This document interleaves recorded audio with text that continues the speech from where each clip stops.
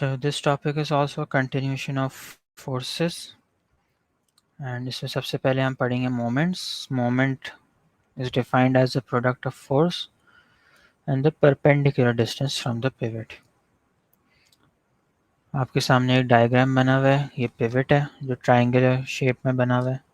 This is the pivot और force act कर रही है at the end of the rod. ये एक रॉड है और 20 न्यूटन्स की फोर्स एक्ट कर रही है and its perpendicular distance from the pivot is 2 meters.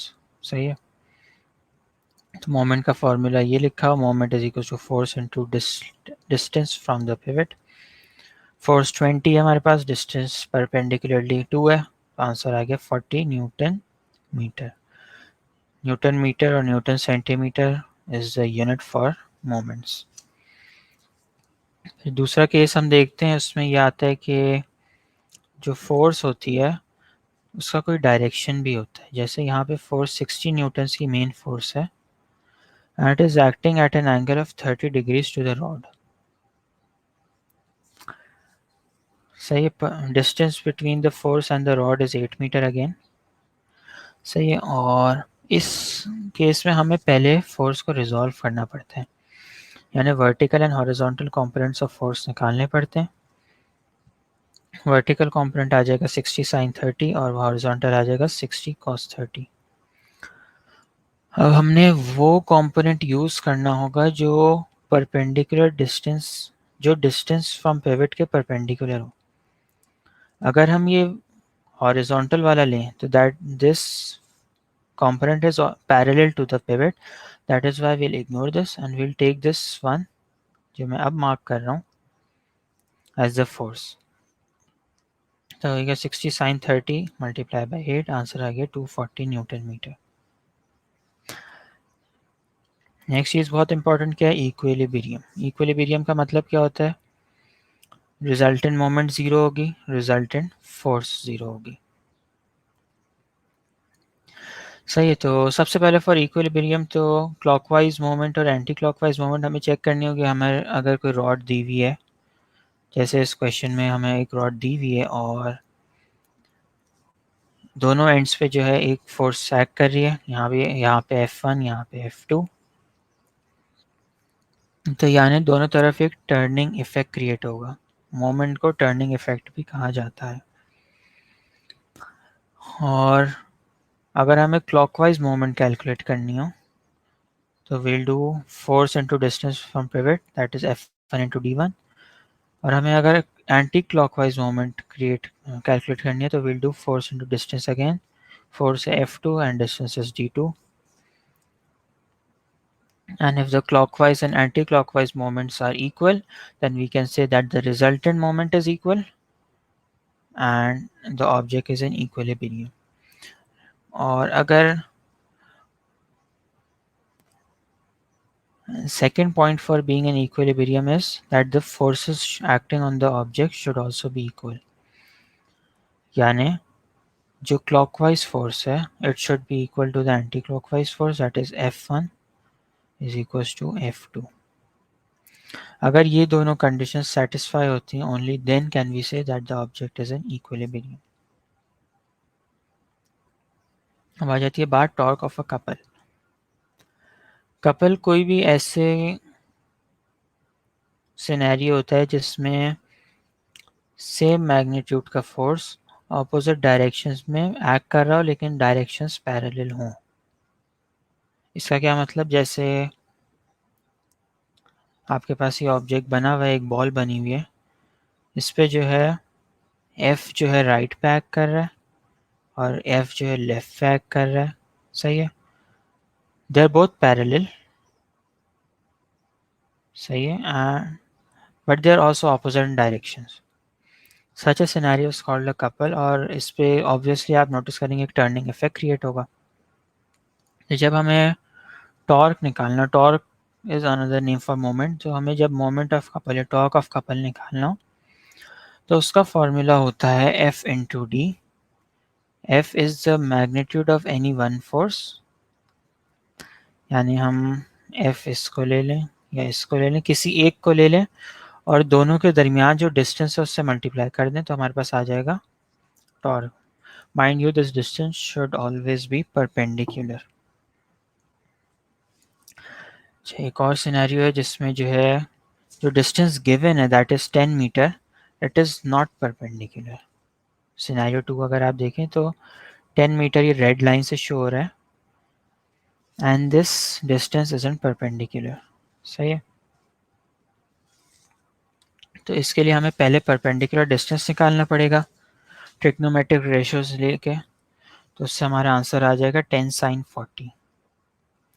Force की वैल्यू एक हम ले लेंगे 20 और मल्टीप्लाई कर देंगे विद दिस, हमारा आंसर आ जाएगा फाइनल 128 न्यूटन मीटर।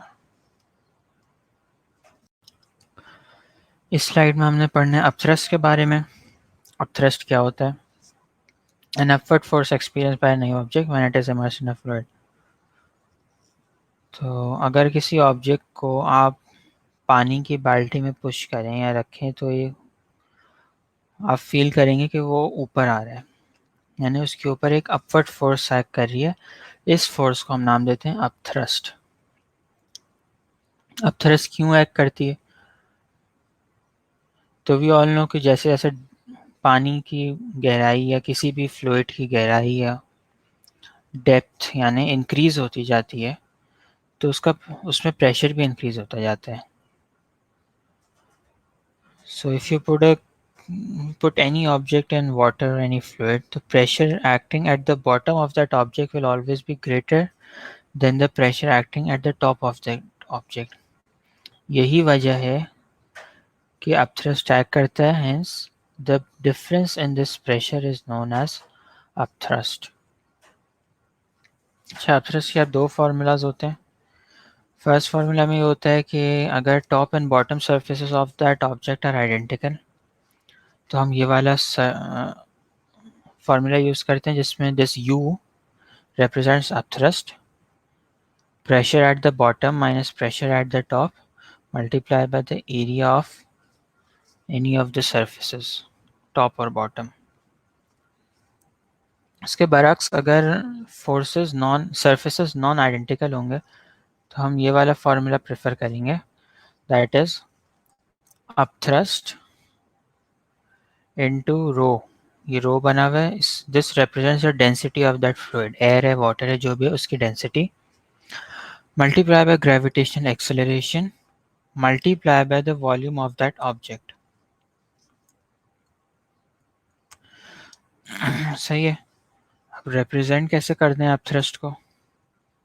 फर्स्ट कर लें कोई ऑब्जेक्ट एयर में फॉल कर रहा है एट कांस्टेंट स्पीड, तो उसकी जो डाउनवर्ड्स और अपवर्ड फोर्सेस होंगे दैट विल बी इक्वल। सही है। तो अब अगर वेट डाउनवर्ड्स एक्ट कर रहा है, वेट डाउनवर्ड्स एक्ट कर रहा है, air resistance obviously against the direction of movement होगी। सही है। And upthrust is also against the direction of movement. तो कांस्टेंट स्पीड है यानी रिजल्टेंट फोर्स जीरो है, तो हम ये लिख सकते हैं ना कि weight is equal to the sum of air resistance and upthrust. सही है। क्योंकि नीचे गिर रहा है तो वेट ऑब्वियसली लार्जेस्ट हो जाएगा of all the three of these three forces. Upthrust lowest हो जाएगा।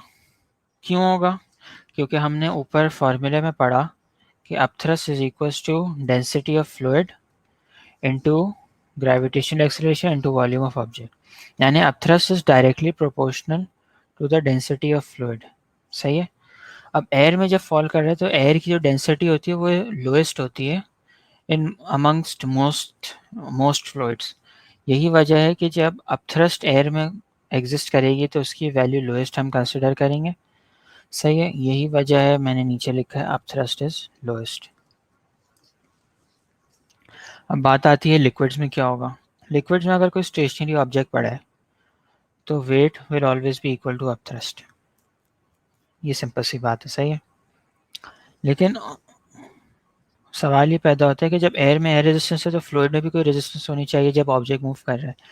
तो इस रेजिस्टेंस को हम नाम देते हैं फ्लूइड रेजिस्टेंस या ड्रैग फोर्स या viscous drag. These three are the names 3 names for the same thing. सही है। अब एग्जामिनर हमें कह रहा है कि for instance object is moving upwards at a constant speed. तो याद रखें कि जो विस्कस ड्रैग या फ्लूइड रेजिस्टेंस से ड्रैग फोर्स का जो डायरेक्शन होगा ना, it will always be opposite to the direction of movement of that object. सही है। वी नो कि वेट एक्ट्स डाउनवर्ड। सही है। Weight is acting downwards, upthrust is acting upwards क्योंकि ऑब्जेक्ट नीचे जा रहा है, अपथ्रस्ट ऑपोजिट होगा। And viscous drag is sorry upthrust is always equal to the direction of weight, and क्योंकि ऑब्जेक्ट ऊपर जा रहा है तो विस्कस ड्रैग डाउनवर्ड्स होगा। सही है। And we can represent this as, क्योंकि कांस्टेंट स्पीड है तो रिजल्टेंट फोर्स जीरो होंगी, तो हम लिख सकते हैं कि अपथ्रस्ट यानी the single upward force is equals to the downward forces, that is the sum of weight plus viscous drag. Upwards जा रहे हैं, this is greatest, upthrust is greatest, और विस्कस ड्रैग जो है ना, ये आप याद रख लें कि it will always be greater than the weight, यानी weight will be the smallest, and ascending order में अगर हम फोर्सेस लिखें तो it will be wait smallest, उससे बड़ी फिर विस्कस ड्रैग, और सबसे बड़ा अपथ्रस्ट। इस स्लाइड में हम पढ़ लेते हैं प्रेशर। बहुत सिंपल सा और बहुत कॉमन टॉपिक है। Pressure we all know is equals to force per unit area. इसका फॉर्मूला आपके सामने लिखा है, that is force upon area. सही है। इसको डिफाइन हम करते हैं force per unit area. Pressure and fluids का हम फॉर्मूला ले लेते हैं रो जी एच, ये डेंसिटी को रिप्रेजेंट करता है रो, और g is gravitational acceleration and h is the depth. Units हम अगर ये वाली इक्वेशन ले रहे हैं तो यही, तो हम लिख सकते हैं न्यूटन पर मीटर स्क्वायर, या जनरली प्रेशर की units we take them as Pascal's.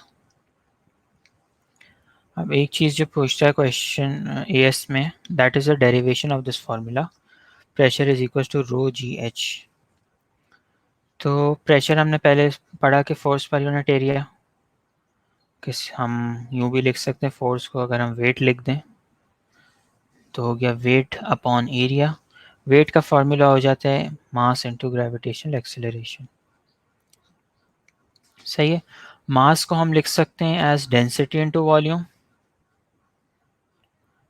और वॉल्यूम को हम लिख सकते हैं एज एरिया इनटू एच, यानी हाइट ऑफ दैट ऑब्जेक्ट। आप नोटिस करेंगे कि नीचे वाला ए कैंसिल हो जाएगा ऊपर वाले ए के साथ, और हमारे पास बचेगा रो एच एंड जी, और फाइनल आंसर आ गया रो इंटू जी इंटू एच।